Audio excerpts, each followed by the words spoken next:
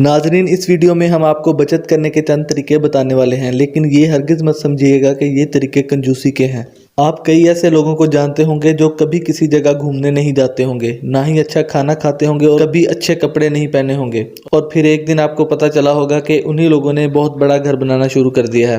तो ये जान लीजिए कि ये ज़लालत की एक किस्म है। बहुत से लोग जलील हो रहे होते हैं, लेकिन उन्हें पता ही नहीं होता कि वो जलील हो रहे हैं। अब अच्छा घर बनाना अच्छी बात है, लेकिन उस एक घर के लिए अपनी सारी ज़िंदगी का मेयार गिरा लेना अच्छी बात नहीं है। जिन लोगों की आदत होती है कंजूसी करना, अच्छे घर बना लेने के बाद भी उनकी आदतें नहीं बदलती। वो कभी भी खुलकर पैसे खर्च नहीं करते और ना ही ज़िंदगी को एंजॉय कर सकते हैं, और अगर लगाएं भी तो उन जगहों पर लगाते हैं जो दूसरों को नजर आए। तो इस तरह की ज़हनियत एक अजाब है। अभी हम आपको कुछ ऐसे तरीके बताएंगे जो आपको कंजूसी तो नहीं सिखाएंगे, लेकिन इन पर अमल करके आप हर महीने अच्छे खासे पैसे बचा सकते हैं। अगर ये तरीके आपको फ़ायदेमंद ना लगें तो आखिर में एक तरीका बताया जाए जो जापान के लोगों का है। यकीनन वो आपके लिए फ़ायदेमंद होगा। अगर आप इस चैनल पर नए हैं तो सब्सक्राइब करके बेल आइकन ज़रूर प्रेस कर दीजिएगा ताकि मेरी हर आने वाली वीडियो आप तक पहुंच सके।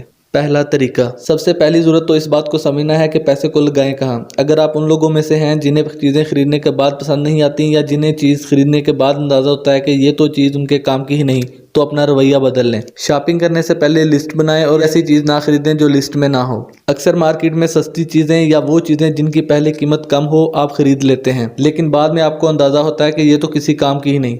याद रखें, फैमिली के साथ बाहर खाना खाना फजूल खर्ची नहीं है। इससे एक तो आपको खुशी मिलती है, दूसरा आपकी हसीन यादों में इजाफा होता है।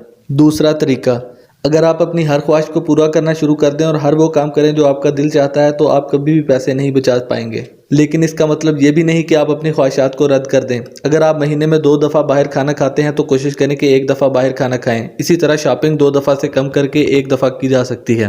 तीसरा तरीका, अगर आप अमीर होना चाहते हैं तो कोशिश करें कि आप पैसे ना जमा करते रहें।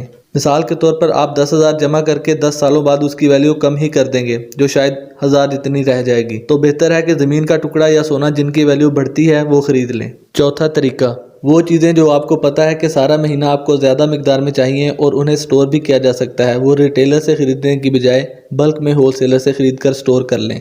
इसी तरह सब्जियां भी सब्जी मंडी से 1 हफ्ते की इकट्ठी लाकर फ्रीज की जा सकती हैं। और अब मैं बताने जा रहा हूं जापानियों का सेविंग का तरीका, जो अगर आप करते हैं तो यकीनन आप भी उससे फ़ायदा उठा सकते हैं। जापानी लोग अपने तमाम अखराजात को 4 हिस्सों में तकसीम करते हैं: सर्वाइवल, ऑप्शनल, कल्चर, एक्स्ट्रा। पहले हिस्से को सर्वाइवल का नाम दिया गया है, जिसमें खुराक और मेडिसिन शामिल हैं। दूसरा हिस्सा ऑप्शनल है, जिसमें हम जिंदगी को एंजॉय करते हैं, मसलन बाहर खाना खाना और शॉपिंग वगैरह। तीसरे हिस्से में कल्चर आता है, जिसमें खेल या मौसीकी वगैरह आते हैं। एक्स्ट्रा हिस्से में चीज़ों को मुरम्मत करवाना और दूसरों के लिए तोहफे वगैरह हैं।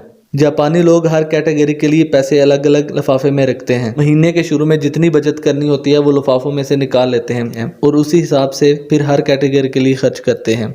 यहाँ ये बात ज़रूरी समझूंगा कि आपके कमाए गए पैसे जायज़ और हलाल होंगे, तो ही बचत करना आसान होगा। और आपको चाहिए कि अपने किसी एक गरीब की हर महीने मदद कर दिया करें। वीडियो अच्छी लगी है तो लाइक कर दें। अल्लाह निगहबान।